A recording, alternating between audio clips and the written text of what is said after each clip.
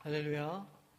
이제 많이 익숙해지셨을 텐데 이제 끝입니다. 이 찬양도 다음 주 되면 이제 또 다른 찬양으로 저희가 이제 함께 나누게 되겠습니다. 지금 계속해서 이제 호세아 말씀을 우리가 보고 있는데 좀 어떠세요? 조금 이렇게 부담스럽고 그러십니까? 이렇게 호세아 말씀을 이렇게 보는 게 좀 부담스러우세요? 부담스러워야 정상입니다. 왜냐하면 계속해서 이렇게 막 질책하시고 그다음에 우리의 죄를 막 이렇게 드러내시고 후벼 파시는 말씀이시기 때문에 사실은 이렇게 조금 좀 이렇게 편안하게 들을 수는 없는 그런 본문의 말씀이라고 할 수가 있습니다. 하지만 그렇게 하시는 이유가 있죠. 우리를 징계하시기 위함이 아니라 돌이키게 하시고 다시 그 아들로 품어주시기 위해서라는 것을 우리가 잊지 말아야 하는 것이죠. 그러니까 이게 하나님께서 지금 사랑의 언어를 우리에게 쓰고 계신다고 하는 이 분명한 진리 안에서 우리가 이 말씀을 이렇게 접해야 할 줄로 믿습니다. 어린 시절에 이렇게 저도 그런 경험이 있는데 저희 아이들도 이제 그런 경험들이 있어요. 이렇게 놀다가 이렇게 다치는 거예요. 피가 나거나 이렇게 하면 이제 아주 아기 때는 울면서 엄마한테 바로 달려가지만 이렇게 조금 이렇게 큰 다음에는 다치고 나면 어떻게 합니까? 좀 숨기지 않으셨나요? 왜냐면 혼나요. 다쳐서 가면 왜 그랬어? 어디에서 다쳤어? 막 이렇게 혼나니까 이렇게 조금 큰 다음에는 좀 다치거나 그러면 이렇게 안 다친 척하고 모르는 척하고 이제 이렇게 하게 된다는 거죠. 하지만 곧 들통이 나지 않습니까? 그럼 이제 더 혼나게 되는 거죠. 더 잔소리를 한참 듣고 그렇게 나서야 이 깨진 무릎과 이런 팔꿈치 이런 데 이제 앞가짐기를 이제 바르게 되는 겁니다. 병은 소문을 내라는 속담이 있습니다.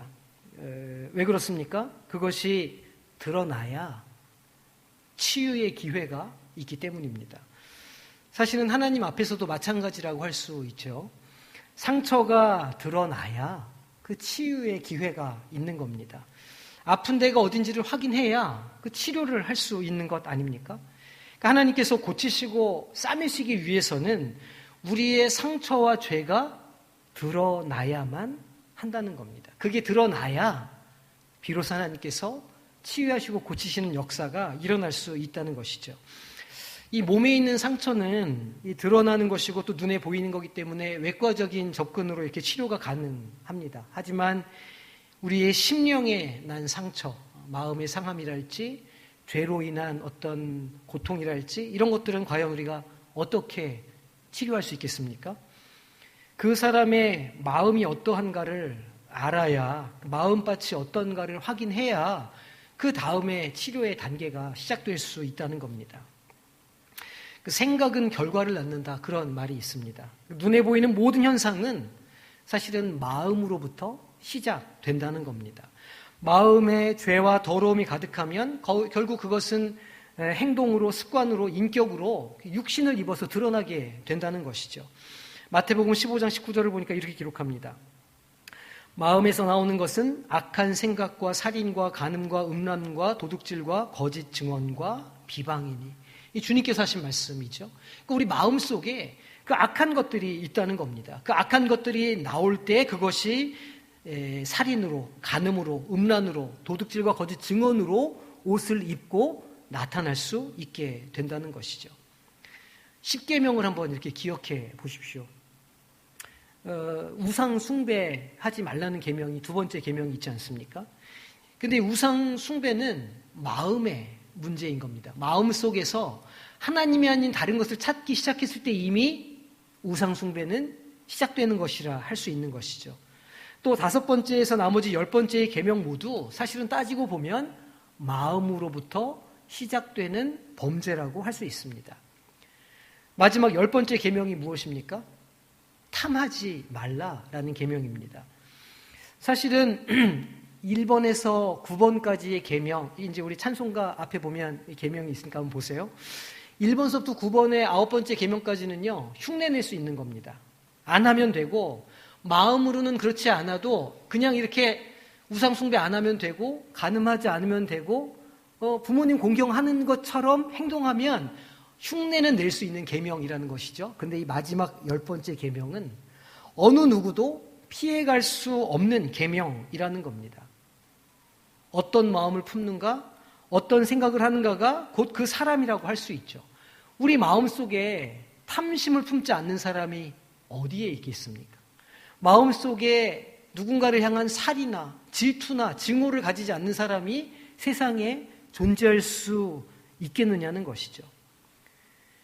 그러니까 우리 마음에 있는 그 죄악을, 우리 마음에 있는 그 죄의 근원을 어떻게 다스리는가, 그것을 어떻게 해결하는가가 곧 그 사람의 신앙이라고 할 수 있고 그것이 신앙의 모습이라고 할 수 있는 것이죠. 예수님을 어떻게 믿는다고 말씀하십니까? 성경에 보면 마음으로 믿고 입으로 시인해서 구원에 이른다 이렇게 말씀합니다. 로마서 10장 9절에서 10절 말씀인데요. 이렇게 기록하고 있습니다. 내가 만일 내 입으로 예수를 주로 시인하며 또 하나님께서 그를 죽은 자 가운데서 살리신 것을 내 마음에 믿으면 구원을 받으리라. 사람이 마음으로 믿어 의에 이르고 입으로 시인하여 구원에 이르느니라 말씀하는 겁니다. 그러니까 행동이 문제가 아니고 마음이 문제라는 겁니다. 어떤 마음을 품고 있느냐가 결국은 그 사람의 모습으로 나타나고 그 사람의 인격으로 나타날 수밖에 없다는 것이죠. 그러니까 이것은 마음과 겉으로 드러나는 행동이 일치해야 한다는 말이기도 한 것이죠. 마음과 행동이 같아야 구원에 이를 수 있다는 말이기도 한 겁니다. 상식적으로 생각해 볼 때도 그렇지 않습니까? 이 표리부동함에 어찌 하나님의 은혜가 임할 수 있겠습니까?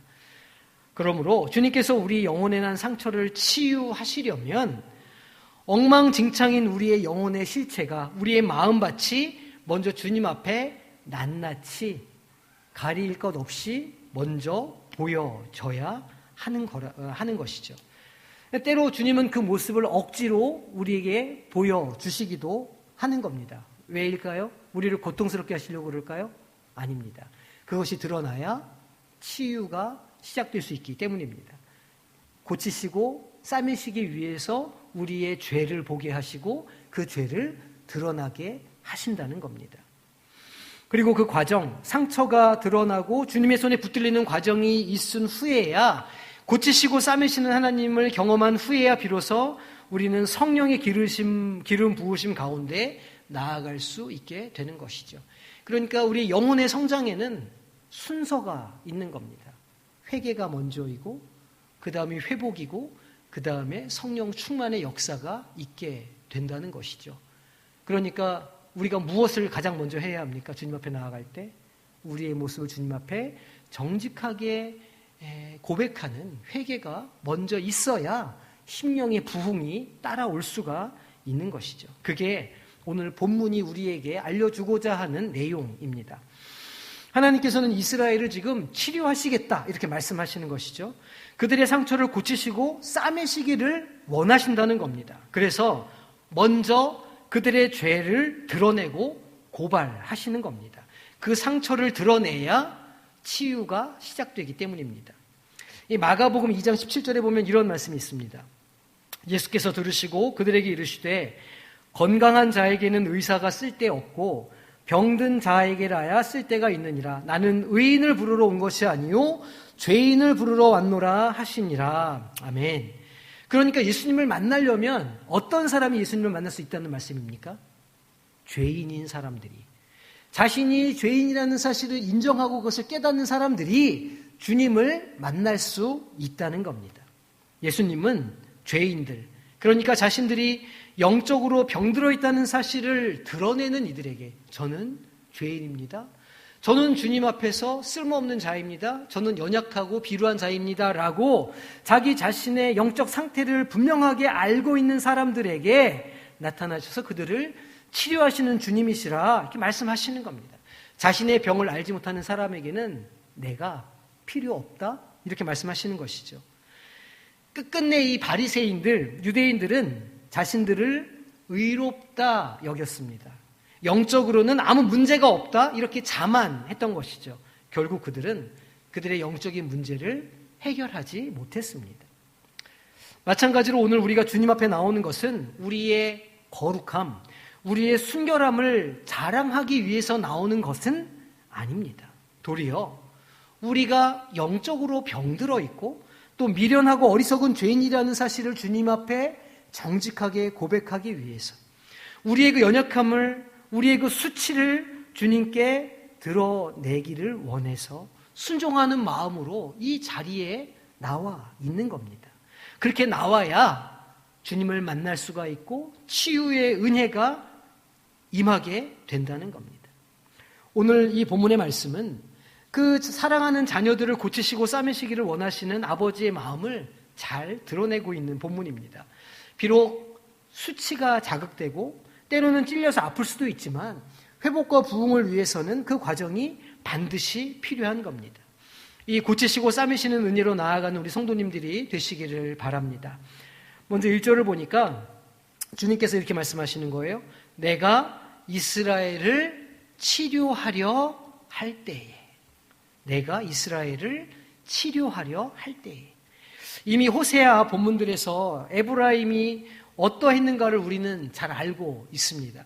하나님의 언약 백성들이 자기들 마음대로 살고 세상 물질과 우상 숭배에 미쳐서 자신들의 삶이 어떻게 되는지도 분간하지 못한 채 막 그 사망의 골짜기를 향해서 달려나가고 있는 겁니다. 그래서 하나님께서는 호세아 선지자를 통해서 그의 가정사를 통해서 상징적으로 계속해서 그들을 부르시는 것이죠. 내가 너희를 용서한다. 돌아와라.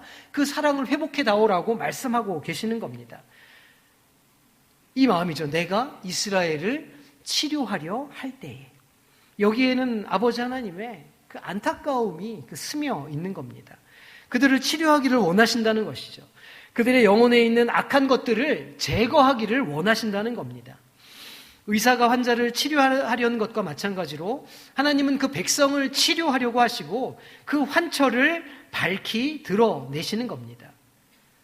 그들의 환처는 이미 이렇게 잘 드러나 있는 것이죠.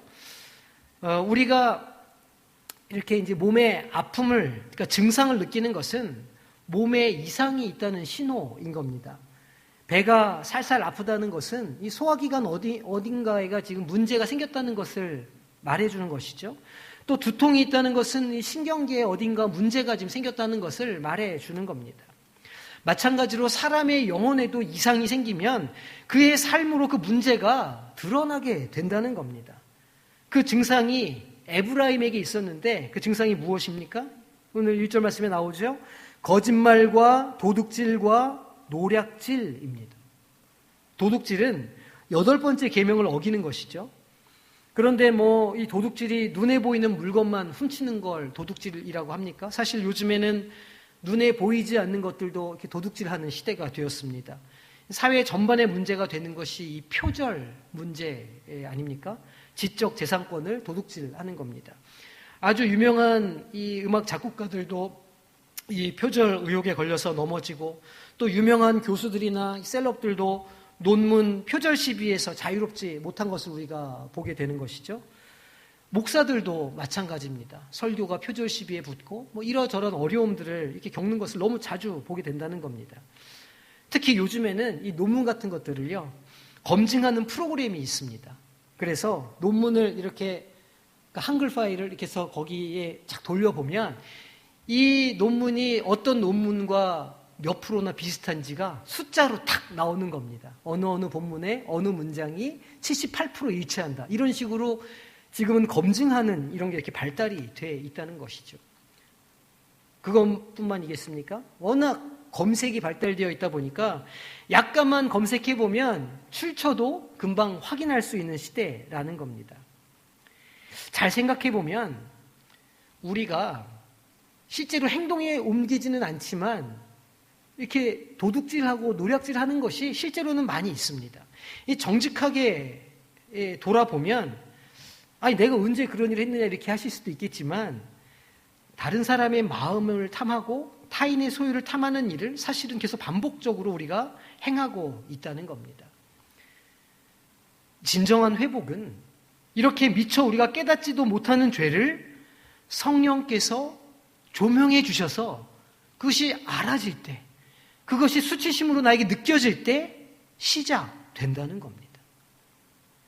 성령께서 깨닫게 해주시고, 그래서 눈에서 눈물이 솟구치고 목구멍에서 회개의 기도가 터져 나올 때 우리의 영혼에 소생되는 일이 시작될 수 있다는 겁니다. 그러니까 주님 앞에 나올 때 수치심이 있으면, 주님 앞에 나가는 게 내가 너무너무 부끄럽다면 그게 신앙생활을 잘하고 계시는 거란 말입니다. 하나님 앞에 나갈 때 말씀을 볼 때 죄책감이 느껴지고 마음속에 뭐가 이렇게 불쾌하고 자꾸 저항감이 생기고 뭔가 불편하면 그게 바른 모습이라는 겁니다. 예배 드릴 때, 십자가 앞에 나올 때, 기도할 때 마음속에 아무런 갈등도 없고 너무너무 편하면 그게 문제라는 것이죠. 그때 우리는 기도해야 됩니다. 성령 하나님, 내 마음을 조명해 주셔서 내 안에 제가 미처 깨닫지 못한 죄를 보게 하여 주시옵소서, 회개하게 하여 주시옵소서 기도해야 되는 겁니다. 이러한 회개의 역사, 회복의 역사가 일어나게 될 때 치유가 일어나고 회복되는 역사가 있게 된다는 것이죠. 2절 말씀을 보겠습니다. 내가 모든 악을 기억하였음을 그들이 마음에 생각하지 아니하거니와 이제 그들의 행위가 그들을 애워싸고 내 얼굴 앞에 있도다. 아멘. 무서운 말씀 아닙니까? 하나님께서 모든 악을 기억하고 계신다는 겁니다. 요즘 유행하는 관찰 프로그램들이 많이 있지 않습니까? 나 혼자 산다 이런 거 보면 집에 카메라를 여러 대 설치해 놓고 화장실 가는 것만 빼놓고 다 그 사람의 일거수일투족을 다 촬영하는 것이죠. 그것처럼 하나님께서 우리의 모든 삶을 다 보고 기억하고 계신다는 겁니다. 이 해외여행을 다녀보신 분들은 우리나라가 얼마나 안전한 나라인가를 아마 대번에 아실 겁니다. 이 G7에 속해 있는 국가들도요, 저녁에 해가 지면 바깥을 이렇게 나돌아다니는 것을 꺼려합니다. 왜냐하면 위험하다고 이렇게 말하고 실제로 위험한 일들이 벌어지기도 하기 때문이죠. 외국인들이 되게 신기해하는 한국 문화가 있습니다. 카페에서 이렇게 카공이라고 들어보셨어요? 카공족. 카페에서 공부하는 사람들을 카공족이라고 하는데, 이 카공족들이 공부하다가 화장실에 갈 때 자기 짐을 다 싸고 갑니까? 아니잖아요. 핸드폰도 놓고 노트북도 놓고 책도 다 펼쳐놓고 화장실 가는 겁니다. 근데 외국인들 눈에는 그게 그렇게 신기해 보인다는 거예요. 왜냐하면 이렇게 프랑스 이런 데 가보면, 파리 같은 데 여행객들 주의사항 보면 핸드폰을 이렇게 멀리 들고 보지 말라는 거예요. 왜냐하면 지나가다가 이렇게 채간다는 거예요, 핸드폰을. 실제로 그런 주의사항을 여행객들에게 줍니다. 그러니까 그 사람들이 한국 문화를 볼 때 어디 갈 때 다 놓고 가고, 그 다음에 버스 정류장에 누가 뭘 놓고 갔는데 한나절이 지나도 그 자리에 그대로 있는 게 너무너무 신기하더라는 거예요. 물론 이게 대한민국 국민들의 선진성과 높은 도덕 수준을 보여주는 일이기도 하지만 온 사방에 있는 CCTV의 역할도 무시할 수는 없는 겁니다. 어디에나 있는 CCTV 덕에 치안이 더 잘 유지되고 있는 것이죠. 하다못해 길바닥에 차들이 그걸 다 찍고 있는 겁니다. 아마 우리 남자분들은, 성도님들은 이렇게 차선 위반하는 거, 가끔 뒷차가 찍은 거 이렇게 신고해가지고 벌금 내시는 분들도 아마 있으실 거라 생각이 됩니다. 온 사방 24시간 카메라가 돌아가고 있는 세상에서 우리가 살고 있다는 것이죠. 이처럼 하나님께서 모든 악을 기억하신다고 하는 사실을 우리가 분명하게 인지한다면 우리는 죄로부터 자연스럽게 멀어지는 노력을 하게 될 겁니다. 그런데 이 우상 숭배에 빠져있는 에브라임은 그 사실조차 잊어버렸던 겁니다. 그들이 마음에 생각하지 않았다, 하나님께서 말씀하는 것이죠. 마음속에 양심이 작동하지 않고 마음속에 수치심이 작동하지 않는 겁니다. 하나님께서 보고 계신다는 생각을 털끝만큼도 하지 않는 겁니다. 그러면서 자기들 하고 싶은 마음대로 살아가고 있는 것이죠. 이런 점을 하나님께서 지금 드러내고 계시는 겁니다. 너희가 지금 이런 죄를 짓고 있다, 너희 이런 죄가 지금 드러난다라고 말씀하시는 겁니다. 아까 말씀드렸던 마가복음 2장 17절의 말씀처럼 자신들이 죄인이라는 사실을 알아야, 그것을 깊이 깨달아야 회개의 자리로 나올 것인데, 그것을 깨닫고 있지 못하니 구원의 기회가, 회복의 기회가 없는 겁니다. 이사야 선지자가 하나님께 부르심을 받을 때, 소명 받을 때 하나님께서 이런 말씀을 주시는 겁니다. 이사야 6장 6절에서 10절 말씀인데, 그때 그 스랍 중에 하나가 부젓가락으로 제단에서 집은 바 핀 숯을 손에 가지고 내게로 날아와서 그것을 내 입술에 대며 이르되, 보라, 이것이 내 입에 닿았으니 내 악이 제하여졌고 내 죄가 사하여졌느니라 하더라. 아멘. 하나님의 임재가 있을 때에 이 이사야 선지자는 자기 자신이 얼마나 추악하고 더러운 죄인인가를 깨닫게 되었습니다. 그 순간 천사 하나가 제단 숯불을 가지고 오는 겁니다. 그리고 그 자신의 더러운 입술에 그 숯불을 대서 죄사함의 은혜를 경험하게 했던 겁니다. 이사야 선지자의 언어가, 행실이 악하면 얼마나 악했겠습니까? 하지만 그조차도 그 한 입술로 하나님의 의를 선포하기도 하고 죄를 짓기도 했던 이사야 자신의 수치심을 하나님께서 드러내시고 회개의 자리로 자신을 이끌었다고 고백하고 있는 겁니다. 하나님의 영광 앞에서 우리 모두는 죄인일 따름인 것이죠. 어느 누구라도 하나님 앞에서는 의로울 수 없으며 진실한 회개만이 그 영광 앞에 살아날 유일한 방법인 겁니다. 그런데 참 다행이죠. 우리는 직접 하나님 앞에 나아가지 않아도 됩니다. 우리에게는 우리의 죄를 대속해 주신 예수님이 계시기 때문입니다. 그래서 우리가 이 자리에 나올 수 있는 것 아닙니까? 예수 십자가의 보혈을 의지하고 하나님 앞에 나아갈 수 있는 길이 열려지는 겁니다. 그래서 늘 예수님의 십자가의 보혈 아래, 그 능력 아래 거할 때에 우리는 하나님의 회개케 하시고 다시 회복케 하시는 역사 가운데 거할 수 있는 복된 자녀들이 된 줄로 믿으시기를 바랍니다. 3절 말씀을 보시겠습니다.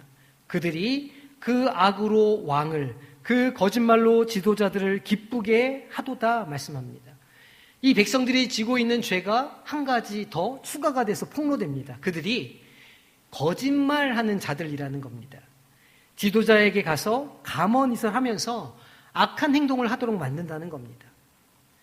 사실 이 지도자들은 하나님 앞에서 바른 길을 찾고 구해야 하는 이들입니다. 왜냐하면 그 뒤에 많은 이들의 삶을 책임지는 사람이기 때문에 그렇죠. 그런데 백성이나 지도자나 서로에게 좋은 말만 해주는 겁니다. 아우, 잘하고 있어요.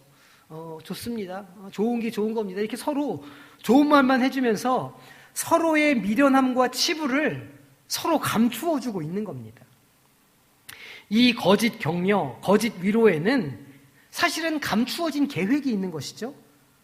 서로의 이권과 편리를 제공받기 위한 이기심과 탐심이 그 아첨 뒤에 숨어 있다는 겁니다. 그러므로 이 백성의 지도자를 기쁘게 하는 말은 서로를 살리는 말이 아니라 죽이는 언어입니다. 에베소서 4장 15절 앞절을 보면 이렇게 말씀하고 있습니다. 오직 사랑 안에서 참된 것을 하여 범사에 그에게까지 잘할지라. 참된 것을 하여. 바울 사도는 오직 사랑 안에서 참된 것을 해야 한다 말하는 것이죠. 참된 것이 무엇이겠습니까? 생명의 언어, 진실의 언어, 살리는 행동을 말하는 겁니다. 사랑 안에서 그 진실한 사귐과 격려를 통해서 우리가 주의 몸으로 자라갈 수 있기 때문입니다. 그러니 우리는 스스로를 속이지 말고 가정과 일터에서 또한 교회에서 이 진실한 언어를 사용해야 하는 겁니다. 감언이설이 아닌 사랑 안에서 서로를 격려하고 때로는 지도할 필요도 있다는 것이죠. 조건이 있습니다. 사랑 안에서, 긍휼 안에서. 아, 저 사람이 나를 정말 사랑해 주는구나 라는 게 느껴지면 그 사람의 충고는 우리 마음속에 깊이 새겨지게 되는 것이죠. 하지만 그 사랑이 느껴지지 않는 충고는 무엇이 될까요? 그저 비난이 될 뿐인 겁니다. 그래서 그게 중요한 겁니다. 사랑 안에서 우리는 서로를 격려하고 지도해 줄 필요가 있다는 겁니다. 이처럼 속이는 입술이 아니라 살리는 입술이 되어서 말의 권세를 제대로 사용하는 우리 성도님들이 되시기를 바랍니다. 4절 말씀입니다. 그들은 다 간음하는 자라 과자 만드는 자에 의해 달궈진 화덕과 같도다. 그가 반죽을 뭉침으로 발효되기까지만 불 일으키기를 그칠 뿐이니라. 4절에 그들의 죄가 또 드러납니다. 그게 뭐냐면 간음하는 자들이라는 겁니다. 7번째 계명을 범하는 것이죠. 간음하지 말라 하셨는데 간음의 죄를 범하고 있습니다. 물론 이 문자 그대로 이들이 아주 음란의 죄를 범하고 있는 것이기도 하지만 영적인 의미에서는 우상 숭배의 죄를 범하고 있는 것을 상징적으로 더 드러낸다고 할 수 있습니다. 여기서 하나님께서는 이 빵 굽는 비유를 들어서 설명하고 있는 것이죠. 빵을 만들기 위해서는 반죽할 때 거기에 이제 우리가 이스트를 좀 넣지 않습니까? 이렇게 누룩을 좀 넣는 겁니다. 그리고 발효가 될 때까지 차가운 데 이렇게 두고 좀 시간을 기다리는 것이죠. 그러면 이제 이렇게 좀 반죽이 부풀어 오르는 것 아닙니까?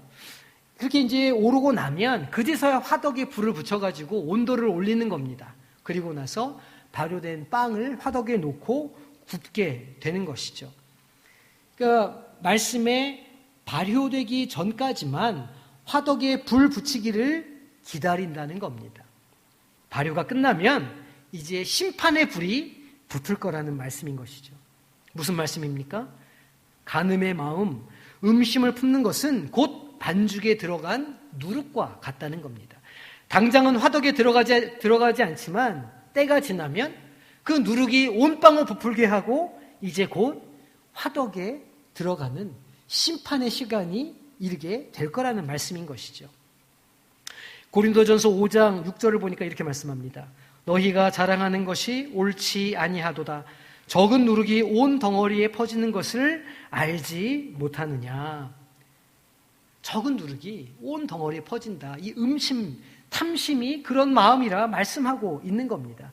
탐심이 별것 아닌 것 같지만 그 마음이 우리의 이렇게 그 씨앗이 우리 마음속에 심겨지면 결국은 그것이 자라서 어떤 방식으로든 열매를 맺게 될 것이라는 말씀인 겁니다. 이 계명을 어기는 범죄가 어디서부터 시작되었을까요? 비록 율법은 이 행위의 결과만을 이야기합니다. 간음을 했는가 안 했는가만을 다루는 것이죠. 그런데 주님께서는 이 율법을 무엇이라고 확장시키셨을까요? 마태복음 5장 28절을 보니까 이렇게 말씀합니다. 나는 너에게 이르노니 음욕을 품고 여자를 보는 자마다 마음에 이미 간음하였느니라. 구약의 율법은 그것이 행동으로 나타났느냐 아닌가를 따졌는데 주님께서는 이미 그 마음밭에 그 씨앗이 심겨졌느냐 아니냐로 따지신다는 겁니다. 음욕을 품고 그러한 마음을 가진 때부터 죄가 시작된다는 겁니다. 마음서부터 시작된다는 것이죠. 그러니 마음을 다스리지 않으면, 우리의 본성을 쳐서 복종시키지 않으면 필연적으로 이러한 죄악들이 우리 삶에 드러나게 되고 열매를 맺게 될 거라는 겁니다. 어떻게 본성을 쳐서 복종시킬 수 있겠습니까? 제가 매일 드리는 말씀이죠. 매일 주님의 십자가 앞에 나아가는 방법밖에는 없는 겁니다. 내가 누구인지를 매일 되새기는 것이죠. 하나님의 자녀된 권세가 무엇인지를 매일 되뇌이고 그 권세를 사용하기 위해서 애쓰는 겁니다. 한마디로 신앙의 오솔길을 내셔야 하는 겁니다. 매일 그 길을 다니시고 그 길이 대로가 되도록 계속해서 다니시는 겁니다. 그렇게 할 때 비로소 우리의 마음이 지켜지고 우리의 신앙이 자라날 수 있게 된다는 것이죠. 5절 말씀에서는 그들의 죄가 어떻게 점점 커가게 되는지를 말씀합니다. 그것이 무엇일까요? 술 취함과 불의와 이웃하는 겁니다. 사실 술 그 자체는 악하지도 선하지도 않은 겁니다. 가치 중립적인 것이죠. 다만 그것을 누리는 사람이 그것을 어떻게 사용하는가가 문제라는 겁니다. 심지어 예수님께서는 직접 술을 만드신 적도 있습니다. 가나의 혼인잔치를 생각해 보십시오. 조금 만드신 게 아닙니다. 엄청 많이 만드셔가지고 잔치에 있는 사람들을 다 먹이실 정도로 그렇게 술을 주조를 하셨습니다. 그 맛이 얼마나 좋았을까요? 바울 사도는 디모데에게 그 연약한 몸을 위해서 포도주를 좀 써라 이렇게 이야기합니다. 하지만 이 말씀이 삶의 주도권을 술에 넘겨주라는 말은 아닙니다. 이 말씀으로 합리화해서는 안 되는 것이죠. 도리어 성경은 이 술 취하는 것을 성령 충만과 비교할 정도로 그것이 강력한 힘이 있다는 것을 우리에게 알려주는 겁니다. 에베소서 5장 18절에서는 이렇게 기록하죠. 술 취하지 말라. 이는 방탕한 것이니 오직 성령으로 충만함을 받으라 말씀합니다. 오늘 말씀처럼 술의 뜨거움으로 병이 난다는 것은 술의 주도권을 완전히 내주어서 알코올 중독이 되고 삶을 통제하지 못하는 형편을 말하는 겁니다. 흔히 술독에 빠져 산다는 표현을 우리가 쓰는 것이죠. 당연히 이들의 삶은 술이 주도하게 되는 겁니다. 술이 인생의 주인 행세를 하게 되는 것이죠. 게다가 오만한 자들과 더불어 교제하고 그들과 악수합니다. 악수한다는 것은 한편이 되었다는 말입니다. 오만한 자들은 당연히 하나님을 알지 못하는 교만한 사람들이죠. 그들과 한편이 되었다는 것은 그들을 의지한다는 말입니다. 술과 오만한 자는 그런 면에서 한 통속입니다. 모두 하나님의 말씀을 듣지 못하도록 하는 것이기 때문입니다. 6절에서 에브라임의 새로운 죄가 또 드러납니다. 그들이 가까이 올 때 그들의 마음은 간교하여 화덕 같으니 그들의 분노는 밤새도록 자고 아침에 피우는 불꽃 같도다. 분노의 문제입니다. 화를 낸다는 겁니다. 화덕에 불이 사라진 것처럼 보이고 작은 불씨만 남아있는 것처럼 보이지만 다시 아침에 연료를 넣으면 화덕이 불타오른다는 겁니다. 마음속에 품고 있는 원한과 분노가 그렇다는 것이죠.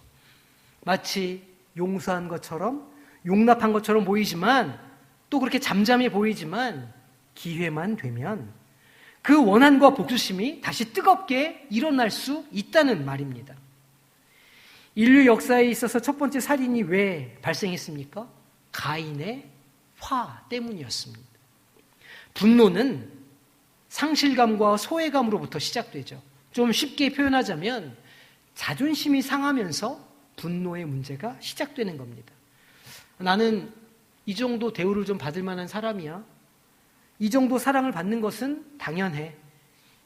이 정도 되는 사람이야 라고는 스스로의 기준이 있는데 누군가가 나를 그렇게 대우해 주지 않을 때 그때 우리 마음에 균열이 생기기 시작하고 그것이 분노로 변환되게 되는 겁니다. 그러니까 분노의 뿌리는 사랑받지 못한다고 느끼는 데서 오는 것이죠. 그리고 이 감정을 제어하지 못하면 여러 가지 왜곡된 형태로 감정이 드러나게 되고 관계가 어려워지게 되는 겁니다. 우리가 지난번 새벽에 짧게 다윗의 시편을 묵상했었지만 다윗은 그 많은 분노와 억울함을 어떻게 다루었을까요? 오직 하나님 앞에 그것을 다 쏟아놓는 것을 우리는 볼 수 있었습니다. 하나님을 향해서 원망하고 하나님을 향해서 탄식하고 하나님 앞에 탄원하는 겁니다. 하나님을 붙잡고 씨름하는 것이죠. 그가 이 감정을 어떻게 다스려야 하는가에 대한 정답을 보여주는 겁니다. 이사야 61장 2절에서는 이렇게 말씀합니다. 여호와의 은혜의 해와 우리 하나님의 보복의 날을 선포하여 모든 슬픈 자를 위로하되. 그 마음의 원한을 누가 갚아주신다는 겁니까? 하나님께서 보복해 주신다는 겁니다. 그러니 우리는 하나님 앞에 그 마음을 가져가야 하고 하나님 앞에만 그 마음을 쏟아 놓아야 하는 겁니다. 그렇게 할 때 하나님께서 그 마음을 받아주시고 위로하시며 그 회복해 하시는 은혜가 있게 된다는 것이죠. 마지막 7절 말씀입니다. 그들이 다 화덕같이 뜨거워져서 그 재판장들을 삼키며 그들의 왕들을 다 엎드러지게 하며 그들 중에는 내게 부르짖는 자가 하나도 없도다. 분노가 그게 달하니까 재판장들도 왕들도 다 집어삼키게 되고 세상 법도 다 필요 없고 완전히 삶이 엉망진창이 된다는 말입니다. 에브라임이 엉망이 된 상황은 7절 후반부에도 계속 명확하게 드러나죠. 죄가 드러나고 사회 시스템이 붕괴되고 마음의 상함으로 서로 싸우고 난리가 났는데도 결론적으로 내게 부르짖는 자가 하나도 없다는 겁니다. 삶에 고난이 있고 아픔이 있고 상처가 골마서 다 드러나는 상황인데도 의사를 찾지 않는다는 겁니다. 그런 상황인데도 어떻게 해서든지 자신의 상처를 보지 않으려고 하고 못 본 척하고 아닌 척하고 괜찮은 척하고 있다는 것이죠. 하나님의 말씀에 비추어 볼 때 죄인 것이 분명히 드러나고 성령께서 그 마음에 경고를 주시는데도 불구하고 아무런 반응을 보이지 않는 겁니다. 이것을 무엇이라고 부를까요?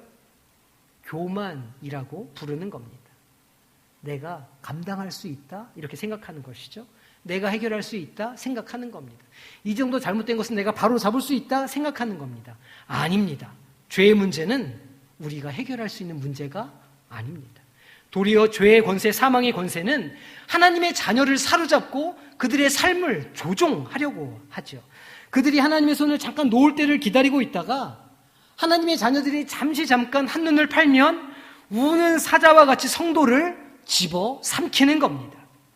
그리고는 계속해서 십자가 앞에 나가는 것을 방해하는 것이죠.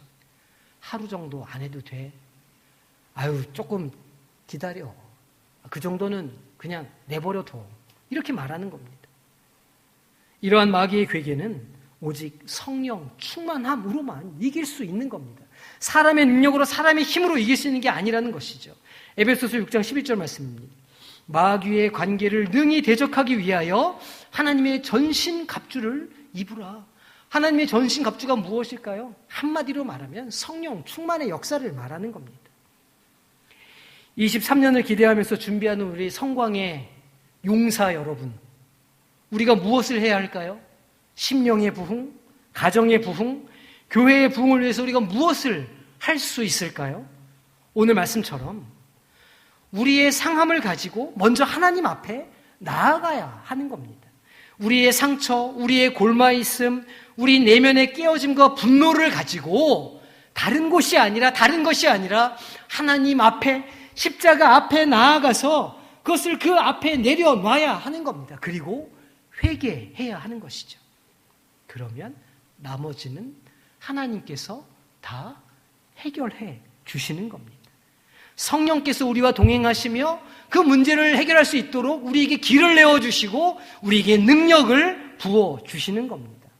그러니 하나님께 나아가시는, 하나님께 다 보여드리는, 하나님 앞에 정직하게 행하는 우리 성도님들이 되시기를 바랍니다.